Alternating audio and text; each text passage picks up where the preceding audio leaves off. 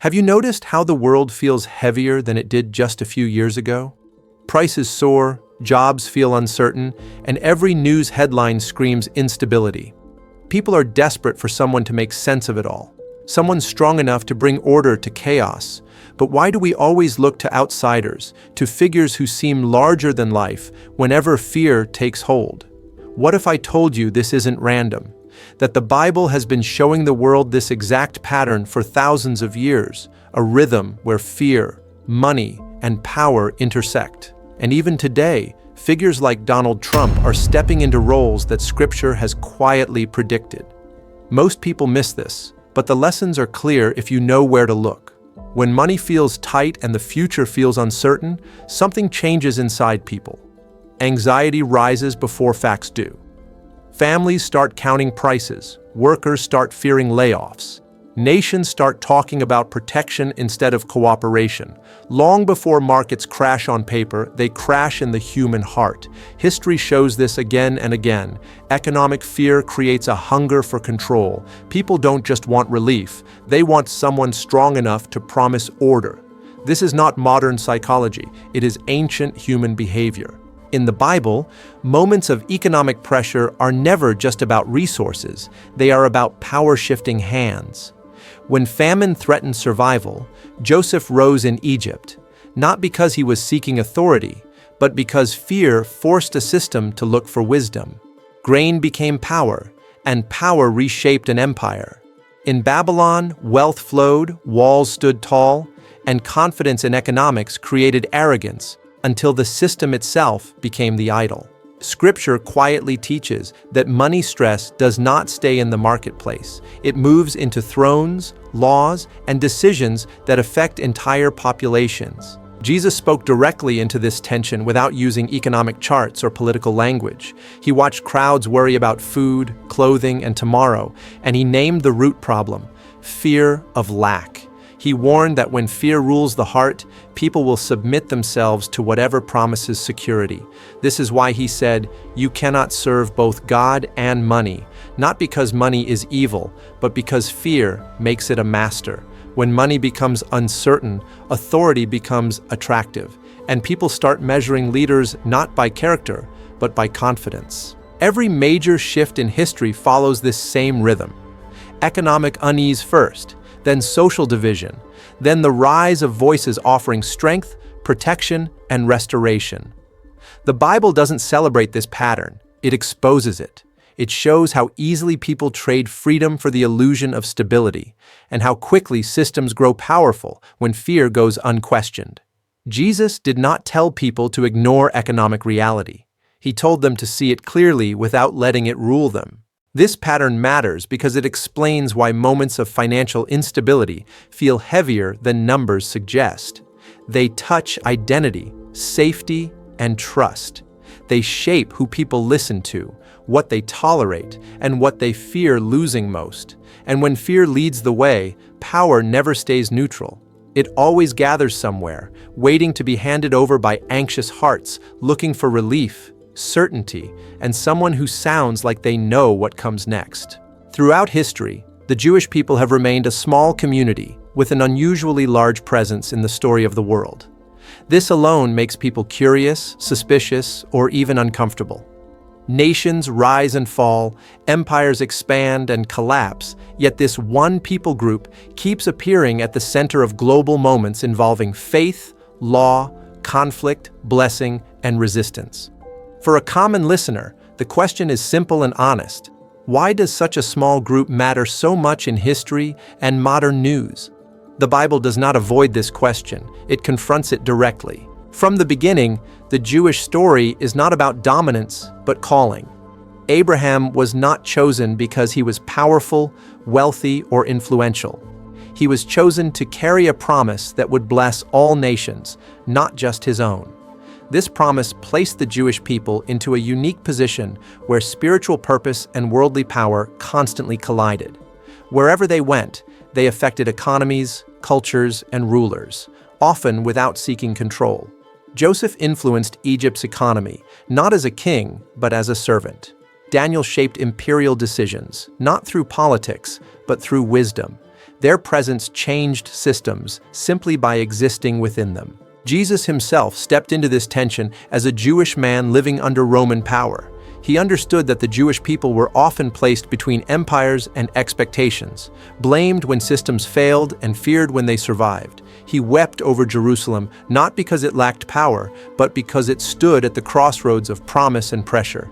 The Bible consistently shows that being chosen did not mean being protected from conflict. It meant being placed in it. Blessing brought responsibility, and responsibility attracted opposition. In every age, this pattern repeats. The Jewish people are rarely the largest group, yet they are often near centers of finance, law, education, and influence. This reality has been twisted into accusations and hatred, but Scripture frames it differently. Influence is not ownership of the world, it is exposure to its weight. With influence comes scrutiny, misunderstanding, and blame when things go wrong. The Bible shows that proximity to power does not mean control of it, and visibility does not mean immunity from suffering. For the listener today, this explains why discussions about global power, economics, and faith often circle back to the Jewish people. It is not a conspiracy, and it is not coincidence either. It is the result of a calling that placed them into the flow of history rather than outside it. Jesus made it clear that true power was never meant to dominate, but to serve, and those closest to promise often carry the heaviest burden of misunderstanding, pressure, and expectation in a world that struggles to separate purpose from power. History rarely moves forward through the people everyone expects. In moments of tension, societies often look past polished leaders and turn toward figures who feel disruptive, imperfect, even uncomfortable. When systems feel stuck, experience alone no longer feels safe, and outsiders suddenly become attractive. This is not because people love chaos, but because chaos already feels present. In uncertainty, familiarity can feel like failure, and unpredictability can feel like strength. Ordinary listeners understand this instinctively because they feel it in their own lives when routine stops working and something different feels necessary. The Bible reflects this pattern without glorifying it. God repeatedly allows unexpected individuals to step into moments of transition, not to prove their greatness, but to expose the limits of human systems. Moses was not a trained ruler. He was a reluctant speaker with a complicated past. David was not a king's son. He was a shepherd overlooked by his own family. Cyrus, a pagan ruler, is even called God's instrument for restoring Israel, not because he followed God, but because power sometimes moves through people who do not fully understand the role they are playing. Scripture shows that God can use unlikely leaders without endorsing everything about them. This is where modern listeners naturally recognize figures like Donald Trump. His rise did not come through traditional political pathways. He was not shaped by decades of public office, religious language, or diplomatic polish. He entered as an outsider, speaking in ways that felt raw, disruptive, and confrontational. For some, this was alarming. For others, it felt honest. The Bible does not ask us to celebrate or condemn this reflexively, but to understand why it happens. Outsiders rise when people believe insiders have failed to protect them from loss, instability, or decline. Jesus addressed this dynamic by refusing to play the role people wanted him to fill. Many expected him to become a political disruptor, a forceful ruler who would overturn Rome. Instead, he exposed the deeper problem beneath leadership crises, the human desire to be saved by strength rather than transformed by truth. He warned that crowds often follow confidence more easily than wisdom, and power more quickly than humility. Unlikely leaders may reveal broken systems, but they cannot heal broken hearts. The Bible's caution is subtle but firm. Being used by God in a moment does not mean being approved by God in character. Influence can serve a purpose without being a destination. Outsiders can shift conversations, expose cracks, and interrupt decay, but they are not replacements for righteousness. This perspective helps listeners avoid extremes, neither idolizing leaders nor dismissing them entirely, but seeing them as part of a larger movement where God's purposes advance even through flawed, surprising, and temporary instruments in seasons when the world is searching for answers it cannot find within the structures it once trusted. Throughout history, money and power have always moved together, and the Bible never separates them because they influence the same human hearts. Leaders who control wealth often shape nations, while those who ignore economic realities rarely last long. Ancient kings stored grain, collected taxes, and managed trade not to be greedy, but because control over resources meant control over survival and stability. Wealth is not evil in itself, but fear of scarcity makes it a tool, a weapon, and a master over people's decisions. In modern times, this pattern repeats. Economic uncertainty elevates those who appear capable of managing money and markets. Donald Trump, as a public figure tied to wealth and business influence, becomes an example of this principle in action. People are drawn to leaders who seem to understand how to protect, grow, or redistribute resources in uncertain times. The Bible shows that this connection between money and authority is not random. It is a consistent human pattern. Jesus warned against letting wealth dictate loyalty, highlighting that the heart often follows where resources flow. Understanding this helps listeners see why economic events and leadership are inseparable, and why fear, money, and authority constantly shape the rise and fall of nations and the choices of individuals. History is full of leaders who rise and fall, yet the Bible emphasizes the importance of seeing patterns rather than idolizing individuals.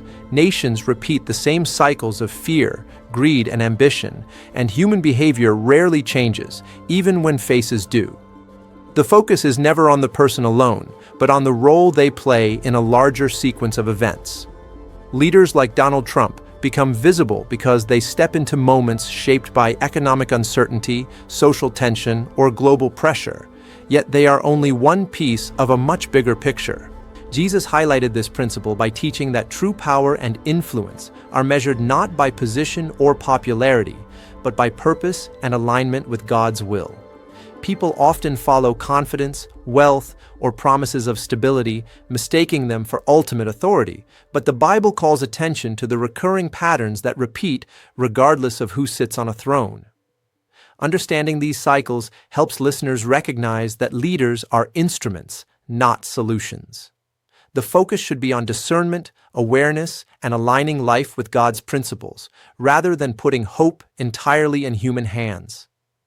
This perspective shifts attention from personalities to patterns, helping people see the bigger story unfolding in both history and the modern world. The future of the world economy has always been shaped by cycles that repeat throughout history, and the Bible points to these patterns without needing to name every leader or nation. Economic shifts are rarely isolated. They ripple through societies, affecting jobs, prices, trade, and the decisions of rulers. When fear of scarcity rises, people naturally seek stability, turning to those who appear capable of control. This creates opportunities for leaders, systems, and movements to gain influence, often exposing the weaknesses of human institutions. Scripture warns that these cycles are predictable because human nature does not change. Jesus taught that anxiety over wealth, safety, and survival can blind people to wisdom and lead them to trust strength over righteousness. Recognizing these patterns allows listeners to see beyond the headlines, understanding that financial crises, market shifts, or political disruptions are part of a larger rhythm rather than random events. Leaders like Donald Trump may emerge during these moments, but they are temporary instruments within a broader flow.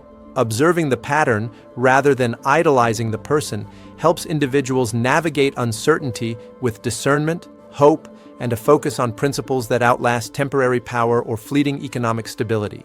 If this message is helping you see the patterns behind the chaos, hit like, subscribe, and turn on notifications. Share this with someone who wants to understand the bigger story behind today's news, because what we see now is not random. It's part of a rhythm that the Bible has been revealing for thousands of years.